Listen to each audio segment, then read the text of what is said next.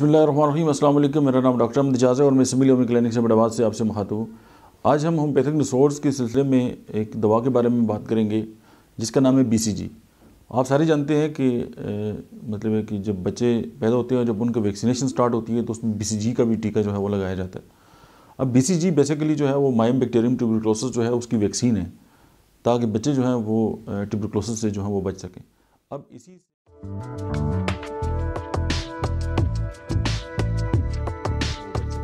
अब इसी से होम्योपैथी में जब दवा बनती है BCG के नाम से, तो जब हम इसको होम्योपैथिकली जब टेंटाइज करके जब इस्तेमाल करते हैं तो वो कौन कौन सी जो इंडिकेशंस हैं उनमें इस्तेमाल होती है, आज हम उस पर डिस्कस करेंगे। सबसे पहले तो ये है कि लिम्फोग्रेन्युलोमेटोसिस यानी बिनाइन मैलिग्नेंट नोडुलर लिम्फ्स जो हैं या जो स्वेलिंग ऑफ नोड्स है, जब वो हो जाती है, लिम्फ नोड जब बढ़ जाते हैं तो उसमें जो है होम्योपैथिकली जो है वो इसको मतलब है कि प्रिस्क्राइब किया जाता है।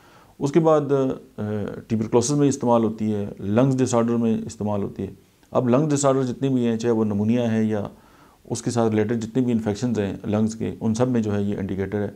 और साथ ये कि समटाइम आपने ये देखा होगा कि ट्यूबरकुलोसिस की मेडिसिन दी जा रही होती है लेकिन बुखार जो है वो ख़त्म नहीं होता, उसमें भी आप इसको जो है वो दे सकते हैं।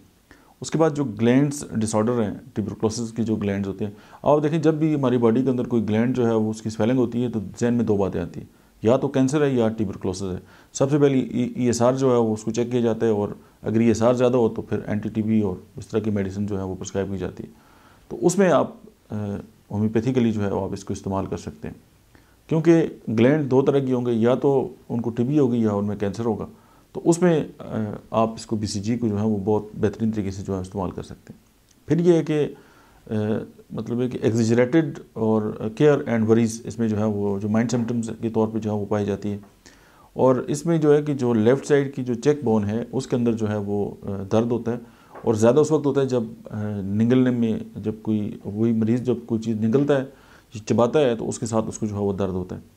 फिर आप ये देखें कि अगर स्कूल के जो बच्चे स्कूल गोइंग हैं और उनको जो है वो स्कूल की जाना उसकी वरीज़ की वजह से जो है अगर उनको नींद उनकी ख़राब हो जाए तो वहाँ पे भी BCG जो है वो इंडिकेटेड है।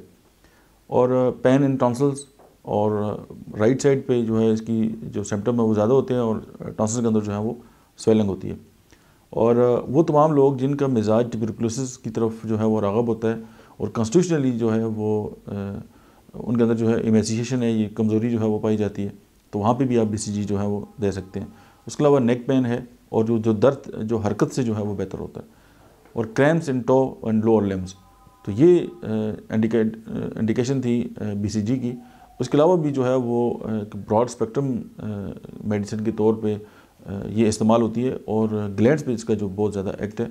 तो जब भी आपके पास कोई इस तरह के पेशेंट आए, तो जब आप किसी ग्लैंड्स को ट्रीट करना स्टार्ट करें तो आप BCG जो है उसको ज़रूर याद रखें। और हम सारे वो लोग हैं जिनको BCG के टीके ऑलरेडी लग चुके हैं, तो समटाइम जो है कि वैक्सीन से जब इंसान डैमेज होता है तो उसकी जो साइड इफ़ेक्ट है उसको ख़त्म करने के लिए भी आप एज ए टैटोपैथी के तौर पे या होम्योपैथिकली जो है वो BCG इस्तेमाल कर सकते हैं। Thank you very much.